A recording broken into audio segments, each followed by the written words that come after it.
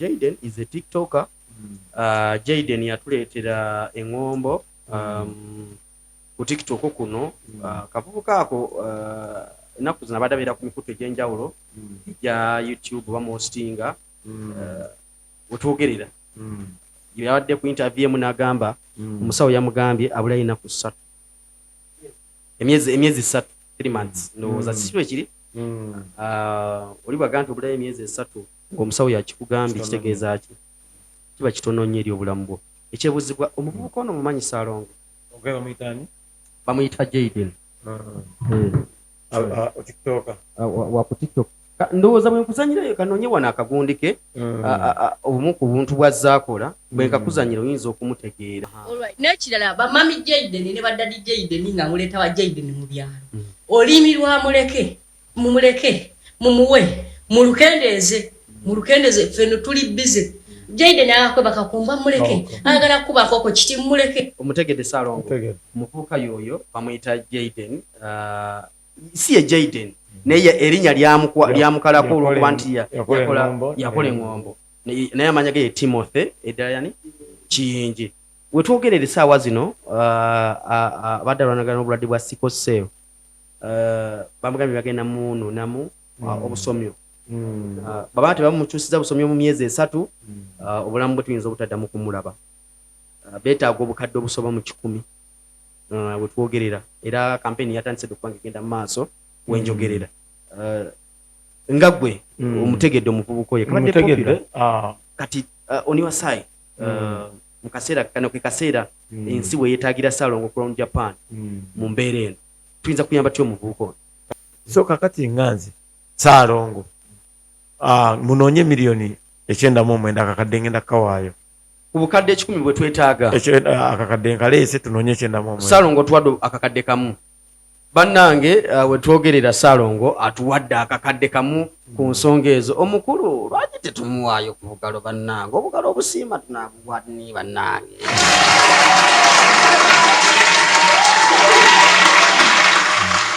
Ensonga muziwulidde bulungi nnyo. Ssaalongo ogenda tuwaayo akakadde ku bukadde 10 bwe twetaaga essaawa akakaddeko kayingidde okuva mu Ssaalongo Crown Japan. Wow. Naye nga n'okwongera okumusabira n'okumugumya nti agume bannayuganda bali mabega we. Ndabye abantu bangi wano mu comment section bambi baagala kola ki kumuyamba. So n'ekirala providing engeri gy'agenda oyitamu okola ki okumuyamba aveeyo ayogere oba namba ya simu. Black November n'olugendo lwayo gyevudde gwe ng'omuntu abasinga bagamba nti akasajja ako kakoze Black November naye kagenda kufunamu katya mu byenfuna bagamba bw'ogamba nti pakoleta ya 3,500 n'omala n'ogijjayo ate n'ogibawa ku bwereere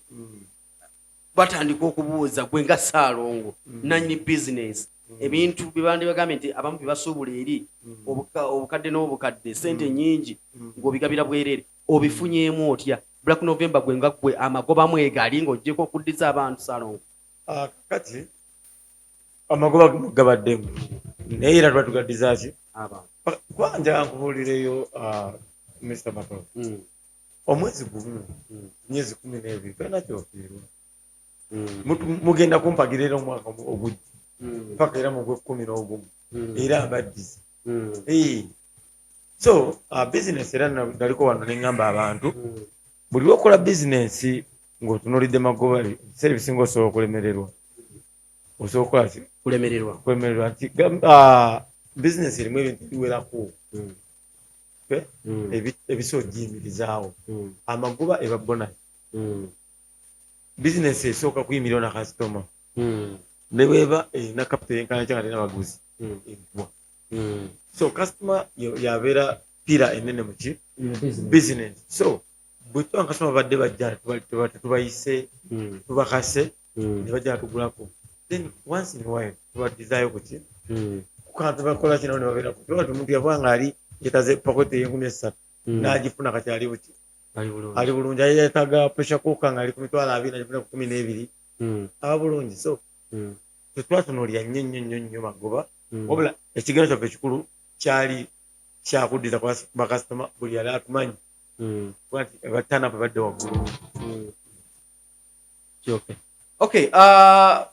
ababadde basinga nga mwebuuza ekibuuzo ekyo nti bagamba bakozesa kimu akasajja ako kakoze katya, akasajja ako tukataddeko abiri kagenda kugwa. Wawulyako ku bigambo ebigamba nti Ssaalongo ebintu byeweetaddemu bigenda kusuula. Ndowooza ebigambo ebimu badde obiwulira nti ebisuula bizinensi byeweetaddemu nze ngaba kino ntunda ku bbeeyi bweti. Wabiwulirako obadde obiwulira mu nvuuvu omwo? Kakati kankubulira ekintu kimu, bizinensi eyo abakujjako ng'oli yakandala naye badde ozongoberera okimanyi kiike mbadde nkola. So ekyokugwa sirowooza nti bizinensi nezigudde lwekyo. Mbu bizinensi njagala oli ampeeyo emu nga yagwa lwekyo lwakola promotion yaddiza bakasitoma be n'agwa. Bizinensi njagala yemu yokka kubanga ne buddiza balina okuba nga weebali. Ekyenjawulo ekiriwo nti oli ayinza okuba talina nabo agenda kukola ki kuddiza, naye nze benziriza weebali era nkimanyi bulungi. Bandi ne bampagira emyezi egyo ate beeyogerera. So kirowooza nti yali komenti nnungi oba yali ndowoozeeko. Teyali ndowoozeeko kuba nze nkikoledde ebbanga. Okay, kale ebibuuzo ebimu tugenda biyisa mu bwangu lwakadde. Saagala ekintu kiriweeko because Black November of course wakati nga tulina bakompetita ab'enjawulo Crown Japan bali mu products ezimu ze batunda. Gwe okoze otya okulabika nti mu bantu bonna bano abangi Crown Japan yeeyiseemu neewanika bweti ebbango negenda waggulu as Crown Japan? Kati bizinensi zonna oba abantu bonna baba n'ebigendera byaki ebyenjawulo. So kati ku bigendera byaffe tulina tokyewuunya lwaki tukulembedde kubanga bw'otunuulira values zaffe byetukkiririzaamu bitunulirako toyinza kwewuunya lwaki tukola ki sife tukulembedde. Naye nga bakompitita baffe tetubalinaako buzi kyekisookera ddala. Si lutalo n'asemba naye alina obaawo. Okay, kale ebimu ku ebyo ebibuuzo ndowooza tugenze tubiddamu mpola mpola. Then after all this the recap and bw'oba okola bino ebintu baclient balina gye bayita customer review baakukyukiriddeko ne bagamba nti Ssaalongo kino abamu infact waliwo wetwakolako vidiyo nga bagamba Ssaalongo twongeremu ennaku tezitumaze bannayuganda. Kati reviews zibadde zitya so far Black November ono nga gwe Crown Japan? nze Black November nebyavunyemu ne ku birabo bakasibanga babireezi ebirabo kwebaza nibajja ne banneebaza mbagamba nabataasa. So funyemu emikwano mingi bangi bafuusa emikwano gyange olwa Black November. So abantu abasinga bategedde Crown Japan era ne bamanya negyekolaki negyeri olwa Black November. So tusuubira okukola ebintu bingi enjawulo tujja kukozesa promotion zaffe tugenda tukola kituuka customer baffe. Weewaawo after Black November tumubuze tukoze buli kimu as Crown Japan n'okutuuka olunaku olwaleero ensi ekyayogera Crown Japan. Mbadde ndabako omusajja wange atunda amamotoka Alpha Motors n'agamba nti Black November twagirekedde Crown Japan nze nagibavuddemu saatuze emotoka mu Black November. Akavidiyo ako bokalabyeko n'agamba nti ye abirekedde babikulekedde Black November bagivuddemu. Agati kambayeko ku history y'ebintu bino bategere bulungi abagenda obikola. Muno mu Uganda twabeeranga twaliwo kukiga mu Black November ekyaliwo. Shoprite yasooka okukola wano Black Friday ng'egikola mu November. Yali 2018 awo 2019 baserabidde nze nalina edduuka ekatwe nga limaze 4 years so twali tukolera nnyo ku mukutu guno gwa OLX tunda kyali bange bakiko ne malaki ne radio bagukolera ne radio bakola kalanga so abasajja abanchallenge nga nalina edduuka nga liri awo ku main shop yakabagimanya abanyegatu ngendura abantu n'abadduka bagenda wa Shoprite ne basimba line ne zikubawa ne zituuka eno waggulu sawa kwene ziyitamu nga waliwo muziki kya waggulu nga tulabako ku muguzi n'omu naye ngamba katonda wa yali bagikolanga ng'ennaku z'omwezi 28 Novemba bagikolanga nnyo naye nga batonda bakola ki ekibuga kiba kikalu nga bagikola eri ng'omwezi gugwako yadwala olunaku lumu olwa Black Friday so ate nga nze ndujjukira lwali nga lwakubaza bakolanga Friday emwe naye nga twajjula so naye ntula ne ngamba nga ndaba Shoprite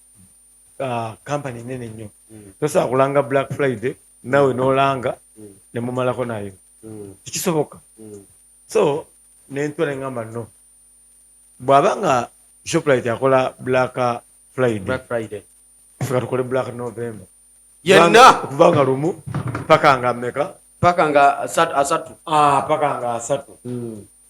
asatu nga tuli ki nengamba ajja tusangayo batusangeyo buki era bajjukira twakolanga kalenda nga ziriko date zonna nga ziraga zikozeddwa za Black November so ekigambo Black November nenkitondawo Black November omwezi mulamba so kigeze kyadaptinga kati abantu tujja tukikola ebbanga lyonna okikola so you are the founder of Black November from Japan mu nsi yonna ugenda Bulaya komawo twatandikawo ekintu omukulu wacce tumuwa ku bugalo omusajja yatandika Black November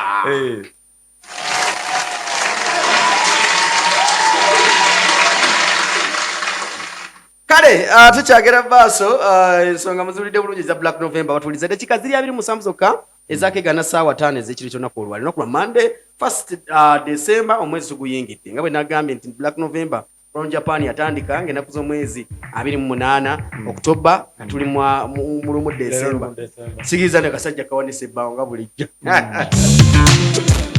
okay kakati Salongo ogambye nga nya tuwunzika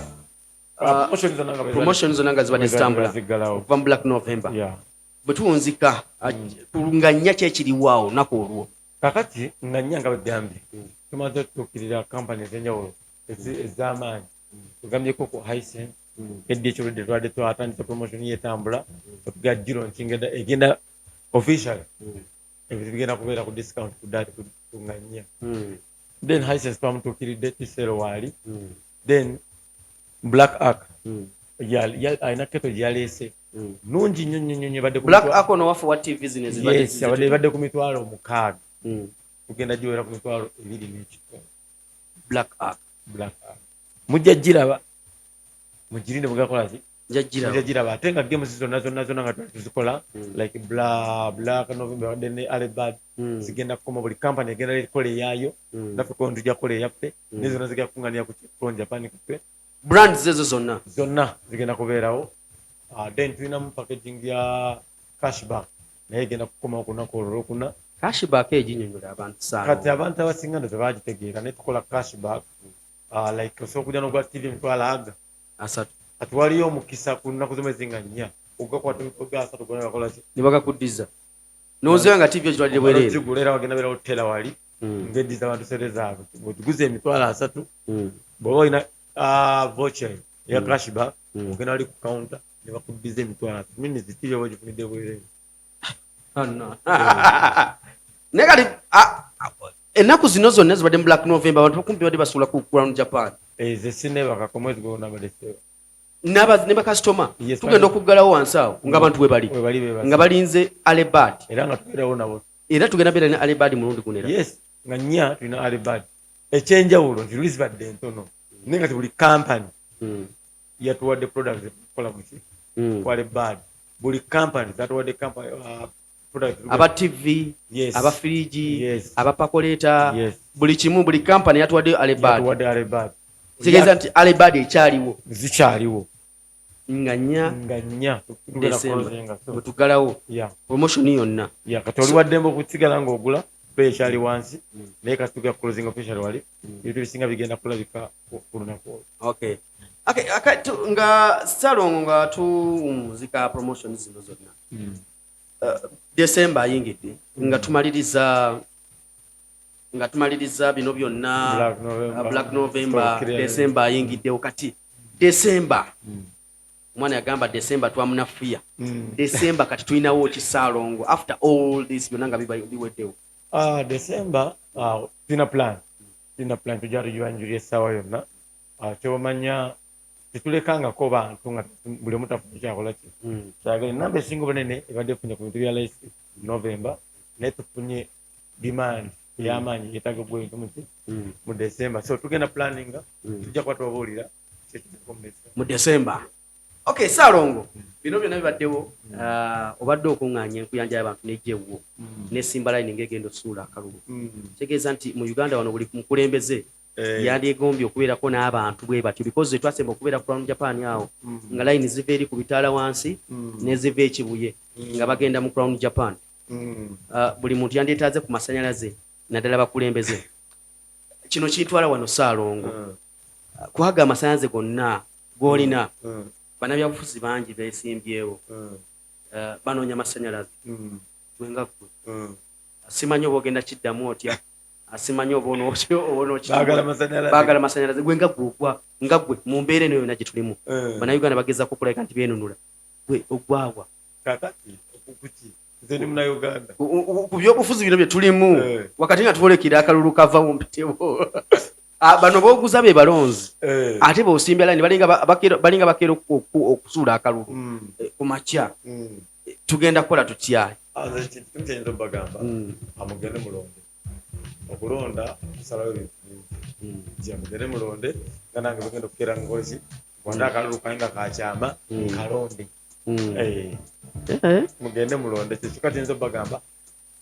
kyekyoka Salongo ganyo kwogera amazima Salongo amazima ngogedde ndi munnayuganda omulonzi alina emyaka egironda ate akubiza munnayuganda nti okutunda kisalawo bingi nnyo mu bulamu buwono bw'abantu kuba amasanyalaze agali wansi awo oli najja ne bwabayita mu buyisi n'abagamba nti woolaba omupiira tiikinga woolaba gundi tiikinga gamala bagamba baba kitugambidde Crown Japan era naawe n'ogeza obaga kati baddayi iba naye mukole bino kati nze kyokka kyengamba bakasitoma bange ennaku z'omwezi nga nnya tugenda kulozinga promotion zaffe zonna tumanyi twabadde kiddako naye mujagala mubeere balamu nyaba mubeere balamu tutambuze eggwanga kati nfunye omukisa Salongo bw'ogendako ku live yeeyo waliwo omuntu akomentinze bw'olaba wansi awo aliko obutima waliwo mwana mulezi omuyita Jayden is a tiktoker Jayden yatuleetera eŋŋombo ku tiktok kuno kavubuka ako ennaku zino abadde abeera ku mikutu egy'enjawulo egya YouTube bamuhostinga wetwogerera yabadde ku interview emu n'agamba omusawo yamugambye abulayo ennaku 3 emyezi 3 3 months ndowooza sikyo ekiri oli bwaga nti obulayo emyezi 3 ng'omusawo yakikugambye kitegeeza ki kiba kitono nnyo eri obulamu bwo ekyebuzibwa omuvubuka ono mumanyi Salongo bamuyita Jayden wa ku tiktok ndowooza bwe nkuzanyirayo kanoonye wano akagundi ke obumu ku buntu bw'azzaakola bwe nkakuzanyira oyinza okumutegeera omuvubuka ono bamuyita Jayden yayita Jayden ya Timo kakati waliwo community nze ndowooza omulala awo Jayden kansooke nkebere wano njagala eddoboozi liyinza okuba wali oliwuliddeko mulwadde akosa Timo ki Jaden mufunye wano ndabe wano oyinza okuba nga wali oliwuliddeko eddoboozi eryo n'abasinga bayinza okuba baliwuliddeko nga tebategedde byabadde odye eggulu yabadde ku interview emu n'agamba nti abasawo bamuwadde eggulu bamugambye nti mukume Jaden ekoko temuluma mukume Jaden tagenda mu mbizzi baddiya mwalese ebyana byammwe bitalina omuvubuka gwolaba oyo ndowooza obulidde oyo omuvubuka bamuyita Jaden omuvubuka ono mpulidde eddoboozi mpulidde ngeyagamba Jaden tebagenda muki alina ne sawundi eno kankuwena endala emusaalongo kati otandise okubanga mutegedde omuvubuka mutonotono abeera nnyo nezibreeda n'ekirala bamami Jaden ne baddadi Jaden nga muleeta wa Jaden mu byalo olimi lwamuleke mumuwe mulukendeeze ffenno tuli bize Jaden akakweba kakumba muleke agala kuba koko kiti muleke omutegedde saalongo omuvubuka yoyo bamuyita Jaden si ye Jaden naye erinnya lyamukalako olwokuba nti yakola eŋŋombo naye amanya ge ye Timothy eddala yani Kiyingi. Wetwogerera essaawa zino abadde alwanagana n'obulwadde bwa sickle cell bamugambye bagenda munonamu obusomyo baba tebamukyusiza busomyo mu myezi 3 obulamu bwe tuyinza obutaddamu kumulaba beetaaga obukadde obusoba mu 100 wetwogerera era kampeni yatandise okuba nga egenda mu maaso wenjogerera nga gwe omutegedde omuvubuka oyo kati oniwasayi mu kaseera kano ke kaseera ensi we yeetaagira Saalongo okukola mu Japan mu mbeera eno tuyinza kuyamba ty omuvubuka ono kakati ngenda omukisooka mutegedde bambi naye kibi nnyo okuba nti tusobola okufuna ekizibu ng'ekyo omwana omuto talented bwati kuba bweyogedde vidiyo nejja mu mutwe nenda byadde akola nti tusobola omufiirwa mu mbeera ki bwekyo naye ekirungi tukyalinayo obudde oba dokita atugambye nti myezi 3 ennaku 10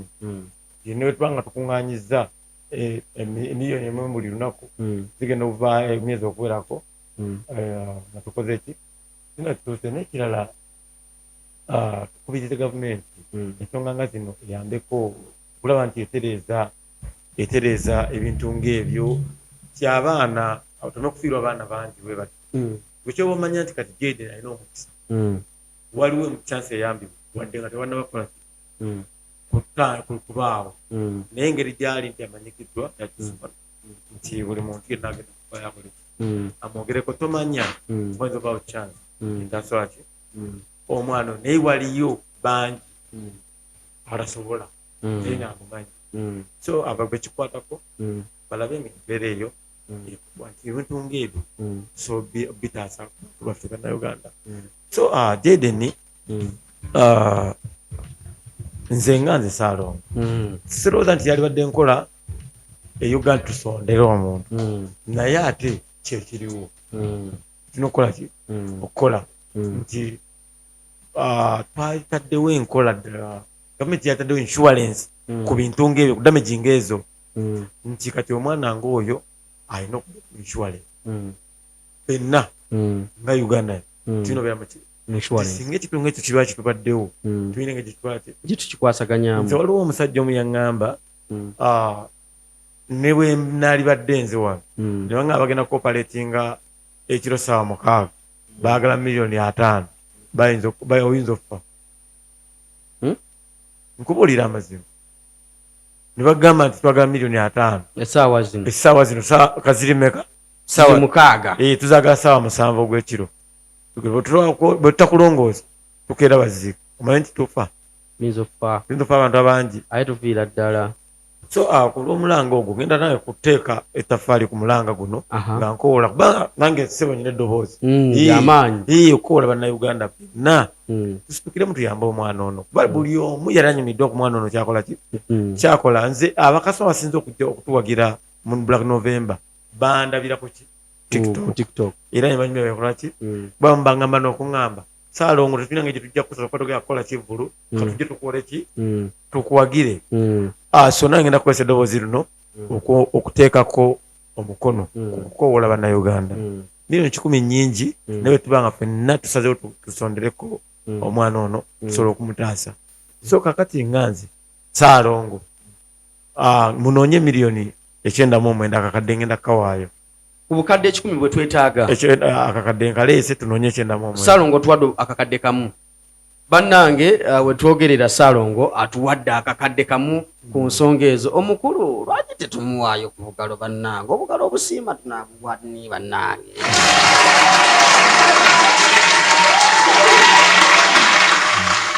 ensonga muzuulidde bulungi nnyo Ssaalongo ogenda tuwaayo akakadde ku bukadde 10 bwe twetaaga essaawa akakaddeko kayingidde okuva mu Ssaalongo Crown Japan wow naye nga n'okwongera okumusabira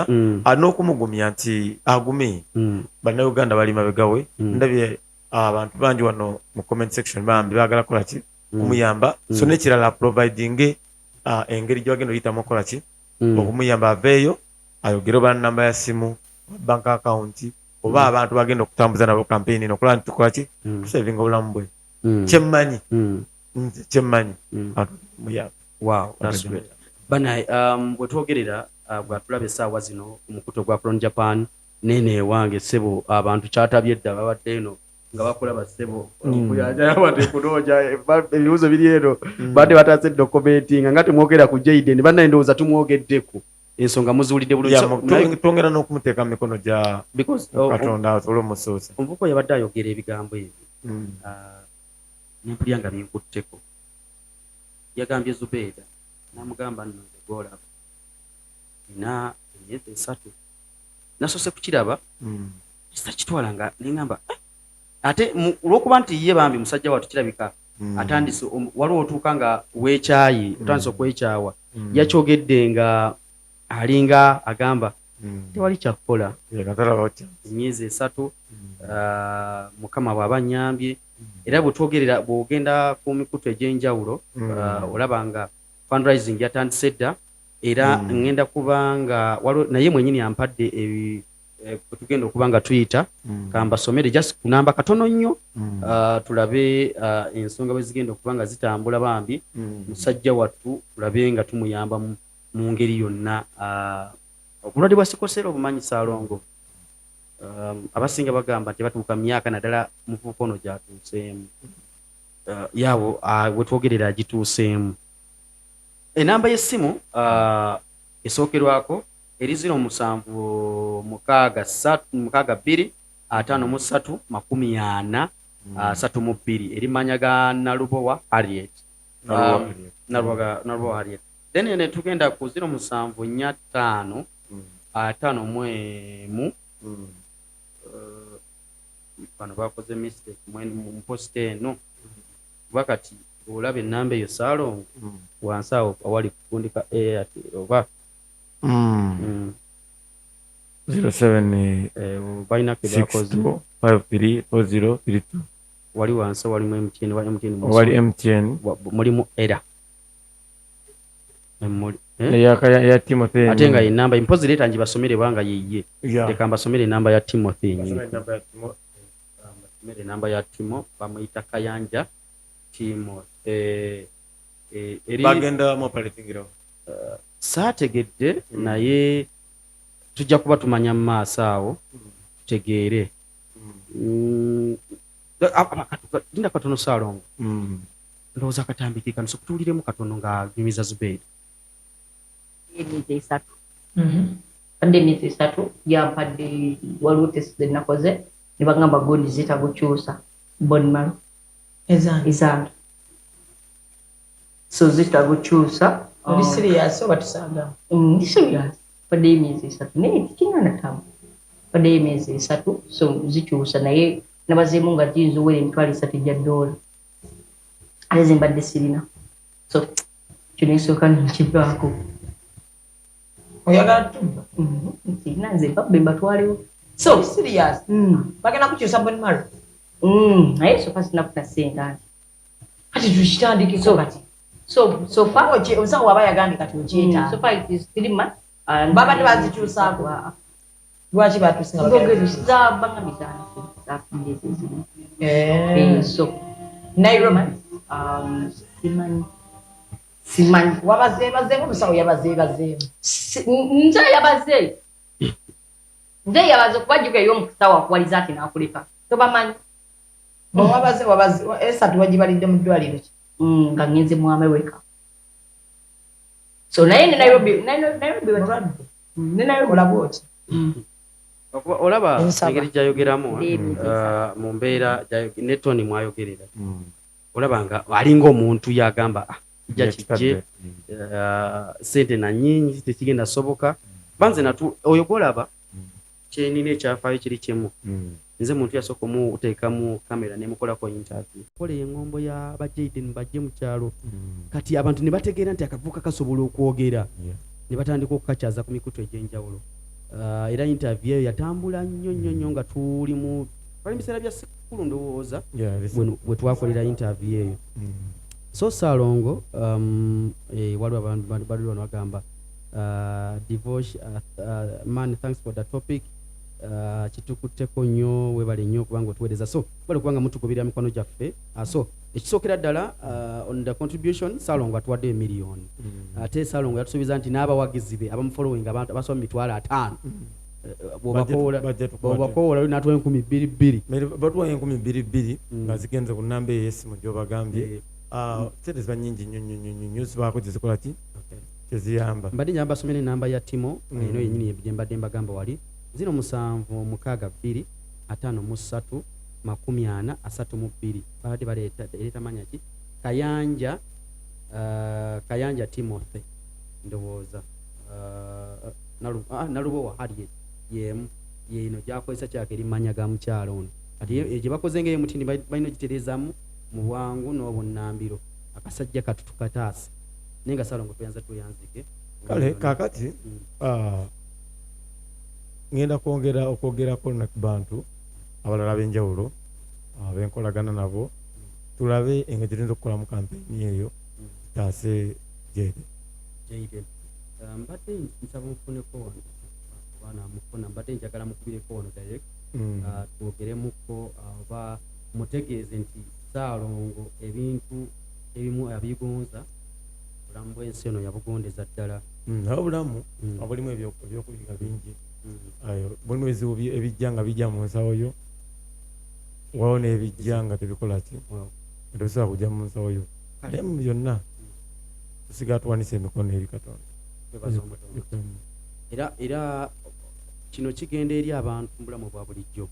n'owulira nga tolina kirwadde kikuluma tolina wakuluma naye nga tosobola kufiisayo kadde n'ogamba Mukama Katonda nkwebaza olwa kino kuba bangi bali ku ndiri tebatambula abamu amagulu bagatemako olina ofiisayo kadde n'osaba Mukama Katonda si nsonga muzuukidde bulungi nnyo Salongo nga tumaliriza last remarks eri baclients ba Crown Japan abatugoberera mukutu gyaffe gino egy'enjawulo bakasitoma baffe ngenda kwongera kubeebaza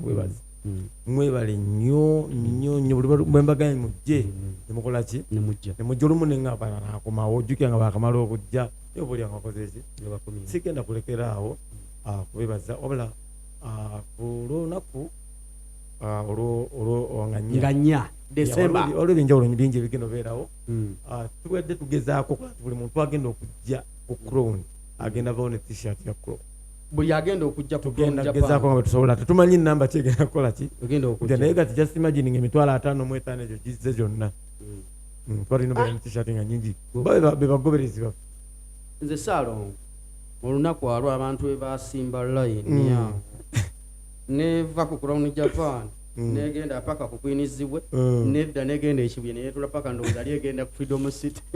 ate nga Freedom City waliyo abeeyo naye natya so kati numbers tutunulire kya abasinga luli twalina okwenyiga kw'abantu nga buli omu alwana okulabika nti ayingira munda abeeko kyeyefunira security wise nga abantu bano bagenda okujja tuliyimiridde tutya luli twetegeka kitono naye this time twetegesa ekimala ebintu ebyaleetera okuba nti abantu baali bangi awo twablockinga deliveries nga tusobola ki olw'ensonga ezakola ki ezaaliwo ne this time deliveries ziri open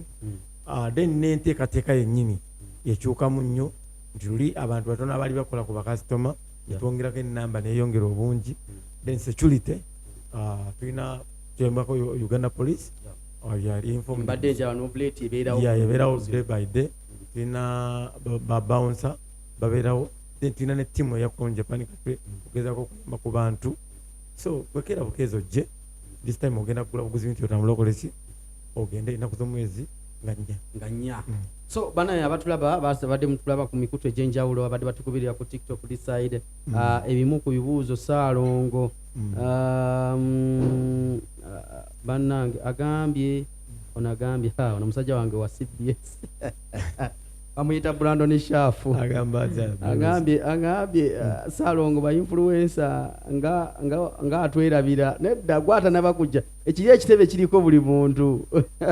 Duncan Emitiyana agambye Ssaalongo okubuuzizzaako kojja wange ow'envubuka Jambo I want to a fridge muwala mulenzi ono muwala bamuyita Pretty ono Brandon Shafu amaze n'angamba angenda kujja Proud Last Born bali kubeerako kwoli ono agambye Ssaalongo jju teka mu comment section teka mu comment section once teka wo Ssaalongo jju ko Japan Katwe jju yeah man mwebale kwanga mutukubira bambi Divorce thanks for the show ndako onyumira nga bw'obuzaamu abantu bannaye nange Mukama Katonda yampa kanange kantambuliraawo mbadde njagala mpa ku simu eyo najibu omanyi n'abali ku gundi ya Ssaalongo eyo nabo tulina obatumirako ku radio sebo bantu bategeere nti okwe bali bayitirivu nnyo bagamba Ssaalongo jju dafini basome Ssaalongo sebo tubatumireko abantu kavuyo kawa Mr. Mamu oyo kavuyo wa Mr. Mamu oyo wenyo ne Sheira eyabo bakambwe nnyo proud mother of two agambye Ssaalongo jju agala pressure cooker zigenda beera wondo zigenda beera ku bay power tugenda zonga biri byali biwero bajuke twasigazawo pieces ziriwo so nekigenda kyolunaku nz'omwezi nga nnya tugenda clearing ebintu byonna clearing stock weewo then tutandike tulinde ebya Christmas ati Christmas era waliwo ekijja ono tugambira olunaku tulutuuseeko tusanye twebaza omutonzi kabuyo wa Mr. Mamu nkulamusiza nnyo bali ddala abyokolera ko Japan Katwe oyo kavuyo ye mutuufu ye kavuyo kati abantu bano